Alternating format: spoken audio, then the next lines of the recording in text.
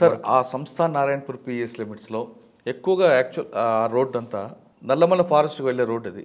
ఎక్కువ మూమెంట్ మెదక్ నుంచి స్టార్ట్ అయిన దళం మూమెంట్ ఆర్ఎఫ్సి దగ్గర నుండి సంస్థ నారాయణపూర్ క్రాస్ చేసుకుంటూ రాచకొండ గుట్టల్లో ఉండి నల్లమల్లకి వెళ్తుంటారు. ఇక్కడే క్రాసింగ్ పాయింట్.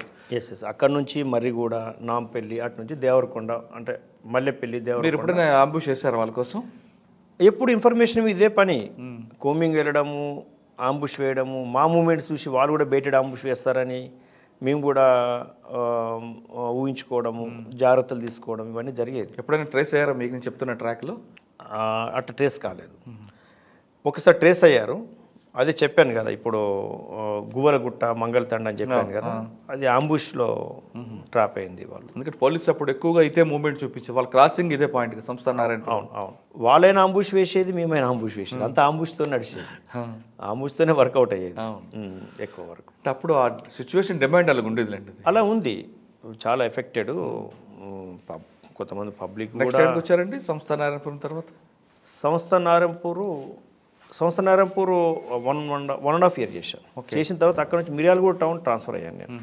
సంస్థ నారాయణపూర్లో నేను చేసింది ఏంటంటే, ఈ 10th ఫెయిల్ అయిన వాళ్ళను, ఇంటర్మీడియట్ ఫెయిల్ అయిన వాళ్ళను ఇన్ఫర్మేషన్ పెట్టి వాళ్ళకి గ్యాదర్ చేసి హైదరాబాద్లో ప్రైవేట్ సెక్టార్లో వాళ్ళకి జాబ్లు ఇప్పించేవాడిని, డైవర్ట్ చేయాలనే ఉద్దేశంతో. ఓహోహో, అంటే ఆ భావజాలం వెళ్ళకుండా ఆటోమేటిక్గా క్యాచ్ చేసుకుంటారు వాళ్ళు. దళం అక్కడున్న మిలిటెంట్స్ ఇన్ఫర్మేషన్ ఇచ్చేసి వాళ్ళతో ఒక క్రైమ్ చేయించేసి, లేకుంటే ఒక బ్లాస్టింగ్లో పెట్టించేసి, ఒక అఫెన్స్లో ఇన్వాల్వ్ చేయించేసి వాళ్ళని ఇంకా అడవులో తీసుకుపోవడము, అక్కడ ట్రైనింగ్ ఇవ్వడం, దళంలో కలిపేయడం జరుగుతుంటుంది. ఇదే ఎక్కువ జరుగుతుంటుంది. అది తెలుసుకున్న నేను నల్గొండ జిల్లాలో చాలా వరకు ఈ ఫెయిల్ అయిన వాళ్ళను ప్రొక్యూర్ చేసి హైదరాబాద్ సిటీకి తీసుకొచ్చి, డీసీఎంలో, ఆటో ట్యాల్లో తీసుకొచ్చి ఇక్కడ ఇండస్ట్రీస్తో మాట్లాడి, కంపెనీస్తో మాట్లాడి ఇక్కడ జాబ్లు ఇప్పించేవాడిని.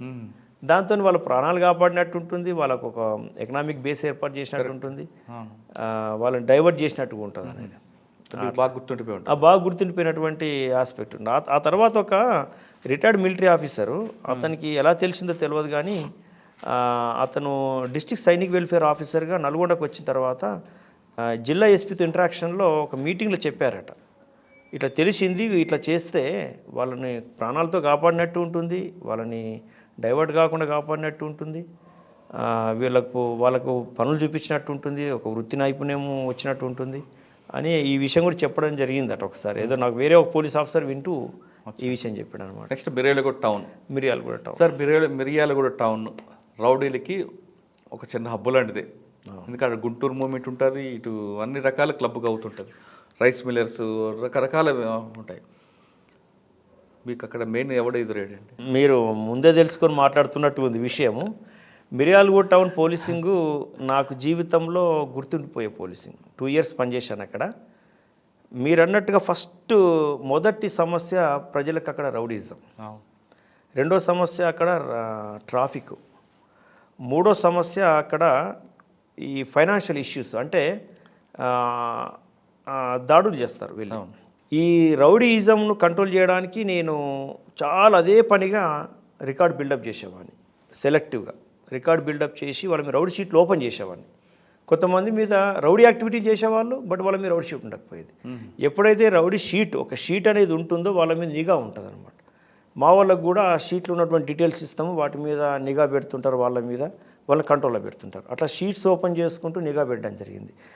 పర్టికులర్గా ఎవరితోనైతే ఎక్కువ ఇబ్బంది అవుతుంది టౌన్లో ఉన్నటువంటి అమాయకులకు అని చెప్పి నేను వాళ్ళ పేర్లు గ్యాదర్ చేసి వాళ్ళ మీద నిఘా పెట్టి వాళ్ళ కంట్రోల్ చేయడం జరిగింది. ఒక 5 ముఖ్యంగా 5 లిస్ట్ అవుట్ చేసి వాళ్ళ మీద బాగా నిఘా పెట్టి కంట్రోల్ చేయడం జరిగింది. అందులో కొంతమంది పారిపోయి వచ్చేసారు, ఇక్కడికి సిటీకి వచ్చేసి ఇక్కడ బతికారు. కానీ కొంతమందిని మీరు మెయిన్ సెంటర్లోనే కౌన్సిలింగ్ చేసేవారట కదా? చేయడం జరిగేది. వాళ్ళు ఎందుకు చేసేదంటే, అట్లా చేయడం వల్ల 10 మంది పబ్లిక్ తెలవాలి, అరే ఈ రౌడీది ఇంతే, పెద్దగా ఏం లేదు, ఏం చేయలేడు, పోలీసుల ముందు ఏం చేయలేడు, పోలీసులు కొట్టారు, పోలీసులు శిక్షించారు, ఉండదండి ఇంకా అక్కడ పోలీసులు అరెస్ట్ చేయగలిగారు అనేది తగ్గిపోద్ది అనమాట. తగ్గిపోవడం వల్ల ప్రజల నుంచి మనకు స్పందన వస్తుంది, కంప్లైంట్స్ కూడా వస్తాయి. కంప్లైంట్స్ వస్తే కేసు రిజిస్టర్ జరుగుతుంది. ఒక వ్యక్తి మీద అదే పనిగా రికార్డ్ బిల్డప్ చేసి ఇంటికి వెళ్ళి ఇంట్లో అరెస్ట్ చేశారు. ఆ ఇంటికి వెళ్ళే వాళ్ళు కూడా ఉండకపోయేది, ఇంటికి వెళ్ళలేరు ఎవరు. అటువంటి స్థాయి మెయింటైన్ చేసేవాడు. అంటే లోకల్ ఉన్నటువంటి పెద్దవాళ్ళతో పొలిటీషియన్స్తో కూడా సంబంధాలు మెయింటైన్ చేసేవాడు అనమాట. ఇంటి మీదకి వెళ్ళి అరెస్ట్ చేసి జైల్లో పెట్టారు. అచ్చా. ఆ తర్వాత ఆ వ్యక్తిని కంట్రోల్ చేయడం కోసం ఆ వ్యక్తి ఎక్కడెక్కడైతే ఫైనాన్స్ ఇచ్చినటువంటి పేపర్లు, చెక్కులు, ఎక్కడెక్కడైతే డబ్బులు ఫోర్స్ఫుల్గా వసూలు చేసినటువంటి డబ్బులు పెడతాడు, ఇవన్నీ కూడా వెరిఫై చేసి ఒక 10 స్పాట్స్ అన్ని ఇన్ఫర్మేషన్ గ్యాదర్ చేసి జిల్లా ఎస్పీ గారితో మాట్లాడి ఆ టీమ్స్ అని పిలిపించేసి ఒకటేసారి రేడ్ చేసి అంతా సీజ్ చేసేసాం. దాదాపు 7 కోట్లన్నర ఆస్తులు సీజ్ చేసాం. ఆ రోజుల్లోనే సీజ్ చేసి అంత ఇన్కమ్ ట్యాక్స్ రాసేసి కేసు రిజిస్టర్ చేసి లోపడేసేసాం. అంటే ఒక రౌడీని కట్ చేశారు. రౌడీ యొక్క ఫైనాన్షియల్ అండ్ రౌడీకి ఉన్నటువంటి సపోర్ట్ అంతా కట్ చేసేసాం. అంటే ఎవరండి ఎస్పీ అప్పుడు మీకు? ఎస్పీ రాజేష్ కుమార్. మంచి సపోర్ట్ ఇచ్చారు. మంచి సపోర్ట్ ఇచ్చారు. పోస్టింగ్ ఇచ్చింది మహేష్ భగవత్ గారు. వారు వెళ్ళిపోయిన తర్వాత రాజేష్ కుమార్ గారు ఈ రకంగా సపోర్ట్ ఇచ్చారు. అంటే నేను ఎక్స్ప్లెయిన్ చేయడం, అట్లా ప్రొజెక్ట్ చేయడం, సార్ ఒప్పుకోవడం, ఓకే గో హెడ్ అనడం, ఆ రకంగా ప్లాన్ చేసి ఆ వ్యక్తిని కంట్రోల్ చేయడం జరిగింది. ఆ తర్వాత ముప్పుడుగా కంప్లైంట్లు వచ్చాయి. అంటే అతని గురించి ఎంత క్రూరుడు అంటే, అతను ఫైనాన్స్ వసూలు చేయడానికి, అంటే ఈఎంఐ కట్టకపోతే వసూలు చేయడానికి వస్తున్నాడని తెలిసే చాలు వాళ్ళు ఆత్మహత్య చేసుకునేవాళ్ళు. ఇంకా లేడీస్ అయితే ఇంకా చెప్పనక్కర్లేదు, మహిళలు అయితే. ఆ రకమైనటువంటి భయం క్రియేట్ అయింది. అటువంటి వ్యక్తిని మనం కంట్రోల్ చేయగలిగాం. ఇంకొక రౌడీ కూడా ఇట్లానే ఒక మర్డర్ చేస్తే క్లూస్ లేకుండా మొత్తం తూడ్చేశాడు. క్లూస్ అన్ని కలెక్ట్ చేసి ఆ రౌడీని అరెస్ట్ చేసి రిమాండ్ చేశాం. ఇంకొక రౌడీ అట్లా రౌడీలకు నిలయం అనేది మీరు ఫస్ట్ పాయింట్లో చెప్పేశారు. ఆ రౌడీలకు నిలయం అనేది ఏదైతే పేరుందో అది పోగొట్టి అది ప్రజల నిలయం అని మనం పేరు తీసుకురాలి. సార్, మీరు చెప్పిన 3 సమస్యలో 2 మీరు చెప్పారు. మూడోది ట్రాఫిక్ ఎప్పటి నుంచో ఉన్నటువంటి సమస్య.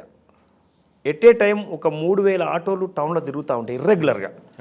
అంటే చాలా ప్రాంతాలకి ఒక 12 పెద్ద పెద్ద టౌన్లకి మిర్యాలగూడ టౌన్ నుంచి కనెక్ట్ ఉంటుంది.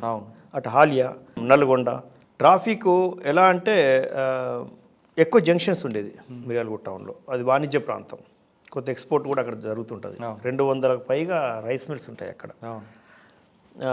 కెనాల్ ప్రాంతం, రైస్ బోల్డ్ ఎక్కువ ఉంటుంది అక్కడ. ట్రాఫిక్ సమస్య ఎక్కువ ఈ కారణాలతో ఉండేది. అయితే ట్రాఫిక్ సమస్యను తీర్చడం కోసం అసలు మూలం ఎక్కడుంది అని బాగా స్టడీ చేసి ఆ 12 రూట్లలో నుంచి వస్తున్నటువంటి ఆటోస్ ఒకేసారిగా అక్యుములేట్ అయిపోయి ట్రాఫిక్ జామ్ చేసేది. ఆ సమయంలో కొంతమంది పాదచారులకు, వెహికల్స్కు తగలడం, యాక్సిడెంట్ కూడా ఎక్కువ జరిగేది.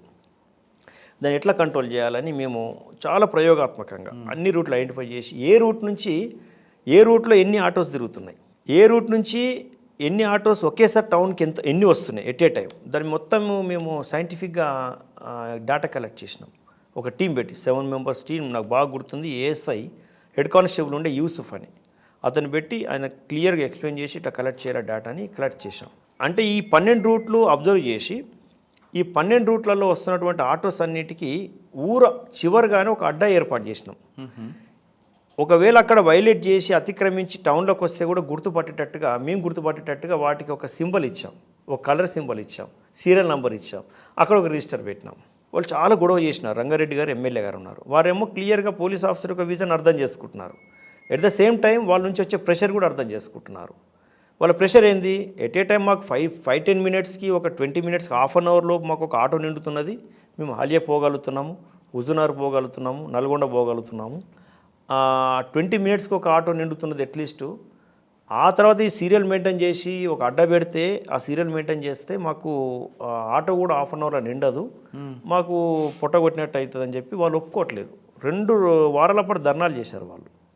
అంటే 3000 ఆటోలు, ఇంకంతకంటే కొంతమంది ఎక్కువ కలిశారు, వాళ్ళతోని కలిసి గొడవ చేస్తున్నారు. అయితే ఆర్డీఓ గారి ఆఫీస్లో ఒక మీటింగ్ పెట్టి ఆర్టీఓ గారిని పిలిపించి, మా డిఎస్పీ గారు కూడా వచ్చి, మా సిఏ గారు వచ్చి, అప్పుడు నేను టౌన్ ఎస్ఐని, ఎమ్మెల్యే గారు వచ్చి అక్కడంతా కూర్చుంటే ఒక పెద్ద పటం వేసి ఎట్లా జామ్ అవుతుంది, ఎట్లా క్లియర్ అవుతుంది అనేది నేను ఒక స్కెచ్ చేసి ఒక బోర్డు మీద రాసి ఒక వీడియో చూపించి, పాత వీడియో అండ్ కంట్రోల్ చేస్తే ఎలా ఉంటుంది అనేది అది కూడా చూపించి ప్రయోగాత్మకంగా 2-3 వారాలు నాకు టైం ఇవ్వండి, నేను ఈ రకంగా చేస్తాను, ఎక్కడ అడ్డాలు అక్కడ పెట్టేస్తాం, టౌన్లోకి ఒక ఆటో కూడా రావద్దు అని అట్లా పెట్టేసి ఆ ప్రయోగాత్మకంగా మేము ఇంప్లిమెంట్ చేయడం వల్ల వాళ్ళు 1/2 అవర్లో ఒక ఆటో నిండితే ప్యాసింజర్స్ సీరియల్ మెయింటైన్ చేయడం వల్ల, ఒక ఆర్డర్ మెయింటైన్ చేయడం వల్ల, సీరియల్ మెయింటైన్ చేయడం వల్ల, అడ్డా మెయింటైన్ చేయడం వల్ల 5 నిమిషాలకు ఒక ఆటో నిండింది. అది ప్రూవ్ అయిపోయింది. తర్వాత వాళ్ళంతా వాళ్ళే వద్దన్న వాళ్ళే నన్ను సన్మానం చేయడం జరిగింది.